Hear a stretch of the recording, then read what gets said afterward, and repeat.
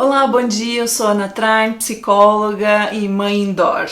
A terceira sugestão que veio para eu abordar aqui no vídeo foi sobre a amamentação. Agora, aqui na amamentação tem um elemento a mais que na alimentação não está tão presente, que é que o corpo da mulher, da mãe, muitas vezes está envolvido.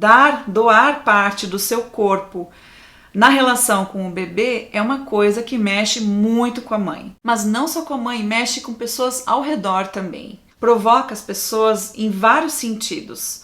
Muitas lembram de como foi a sua própria experiência quando foi mãe, por exemplo, né?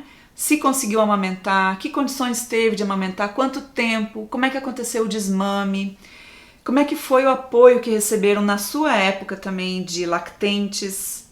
Mexe também bastante com as mulheres que por algum motivo não conseguiram ou optaram por não amamentar. Mexe também com uma certa crença popular de que o leite fabricado por indústrias seja mais completo porque ele é produzido em laboratório do que o leite natural. Então tem uma série de crenças que estão estabelecidas e que são provocadas pela cena da amamentação. Uma mãe dando peito para o bebê mexe também com a noção de sexualidade, né? Quantas vezes já vimos por aí que o peito feminino pode ser mostrado durante cenas do carnaval, por exemplo, mas deve ser coberto quando amamentando. Isso faz algum sentido para ti? Isso não faz sentido nenhum para mim. Então, o peito da mulher, quando ele é sexualizado num momento em que ele está servindo de alimento, conforto, aconchego, segurança, amor para uma criança, é porque tem algumas coisas culturalmente que a gente precisa pensar. E esse tema da amamentação, ele é um tema bastante delicado, justamente por mexer com tanta coisa nas pessoas. A gente pode pensar em duas formas de entender esse pitaco sobre a amamentação. A primeira forma pode ser com relação a um estranhamento ou um não conhecimento bastante genuíno, bastante inocente. Quando alguém vem com uma informação ou uma pergunta ou um estranhamento por não saber coisas a respeito da amamentação. Então aqui talvez seja uma janela que se abra para poder fazer um esclarecimento com relação a isso. Se a mãe que está dando peito receber essa pergunta, essa curiosidade, esse estranhamento de outra pessoa, se ela tiver vontade e disponibilidade interna, ela pode fazer um esclarecimento para essa pessoa sobre como é que ela entende a amamentação.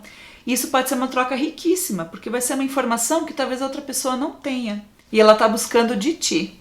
Agora, muitas vezes, esse pitaco, esse estranhamento, esse comentário vem de uma maneira que às vezes tem mais a ver com uma frustração da pessoa mesmo do que contigo. E ali vai um pouquinho também da nossa sensibilidade de quando a gente escuta isso, de poder acolher como algo que é da pessoa e não nosso. Alguma dificuldade, alguma história, alguma frustração pessoal dessa pessoa.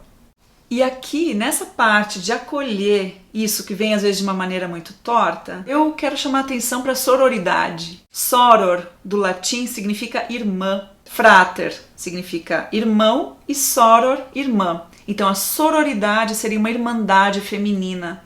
Se essa coisa toda, essa cena dos pitacos acontece num contexto entre mulheres, esse momento de estranhamento pode ser muito potente para criar pontos de ancoragem de sororidade, de uma solidariedade entre as mulheres. E isso eu acho que é muito importante, porque a gente está carente de comunidades femininas onde umas acolham as outras e não apontem, não critiquem, não excluam. Eu fico analisando se tem elementos que são libertadores ali ou que são aprisionantes. E eu acho que quando acontece um acolhimento entre mulheres com relação a corpo, a forma de entender o seu corpo, a forma de se relacionar com o bebê, então isso é uma potência muito grande que pode acontecer entre as mulheres. E ali é onde a gente pode, inclusive, fazer um enfrentamento à noção de competitividade que muitas vezes também se encontra entre famílias ou entre mães. Me parece que a gente funcionaria melhor se a gente tivesse um sistema mais colaborativo, uma noção de cooperação e não de competição, de quem amamenta mais ou de quem produz mais leite, de quem está dando mais brócolis para o seu filho. Não me parece que essa é a grande questão da maternidade, mas muitas pessoas tomam isso como uma certa competição. E isso pode atrapalhar um pouquinho esse tom de comunidade entre as mães e entre as famílias. A quarta fala diz respeito à posição do palpiteiro. Qual posição o palpiteiro ocupa na rede de apoio? Eu vou falar bastante da experiência que eu tenho e também de relatos de amigas mamães. Geralmente, as pessoas que dão palpite são pessoas da família extensiva. Tios, avós, primos, dindos, às vezes o pai e a mãe da gente também. São pessoas dessa nossa rede extensiva de relações. E a dificuldade se dá em que a posição do palpiteiro geralmente não é nem tão próxima que a gente possa ter um embate um pouco mais caloroso e depois ter a certeza de que vai ficar tudo bem, e nem tão distante que o palpite passe reto e não nos afete.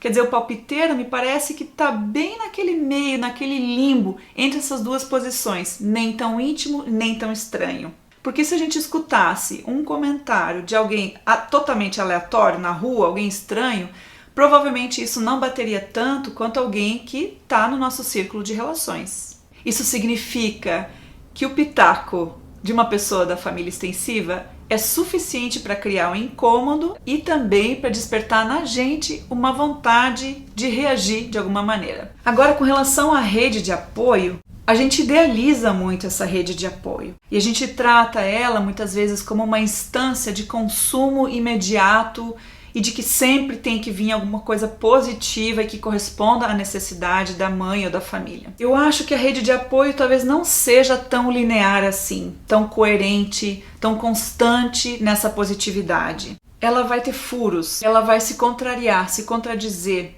e nem sempre vai nos fazer sentir acolhidos. Vai nos ferir também muitas vezes. Talvez a gente tenha que também fazer um certo movimento de desidealização da rede de apoio, de não enxergar mais a rede de apoio como algo imaculado, como algo de uma ordem de salvação, de salvamento. Porque se a gente tiver essa imagem da rede de apoio, a queda pode ser muito maior.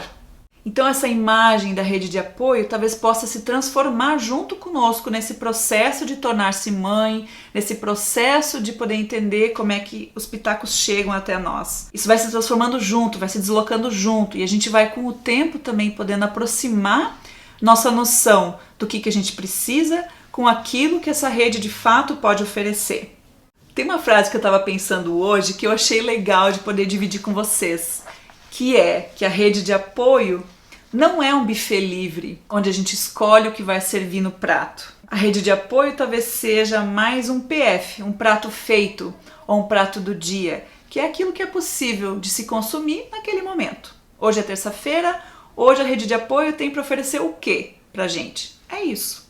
Talvez em algum outro momento vai ter outra coisa. Acho que isso é uma coisa para a gente poder pensar, mas eu posso também em algum outro momento fazer um material sobre rede de apoio, porque eu acho esse assunto super importante e super necessário da gente poder falar, abordar e construir também ao nosso redor, porque sem a rede de apoio a gente também não consegue muitas vezes sobreviver. As paredes daquele filme lá do Dogville, né, que separam vida privada de vida pública, aqui a rede de apoio pode ajudar a transpor um pouco quando a gente está muito isolado nas nossas próprias crenças e formas de educação. Então a segunda premissa vem dessa discussão sobre a rede de apoio, e é talvez uma necessidade da gente poder desidealizar um pouquinho a rede de apoio, tornar ela um pouco mais real, tornar ela uma entidade que falha e que a gente admite que existam falhas e que isso faça parte do campo de relações. A gente se relaciona com pessoas, com instituições e todas elas são falhas, todas elas em algum momento deixam faltar alguma coisa. E assim também a rede de apoio se constitui de uma maneira falha. Ela não é perfeita, ela é falha. E a gente pode trabalhar com essa noção de contradição das coisas, que nem sempre a gente vai conseguir receber da nossa rede de apoio aquilo que a gente precisa. E é nessa contradição que a gente vai viver os dias.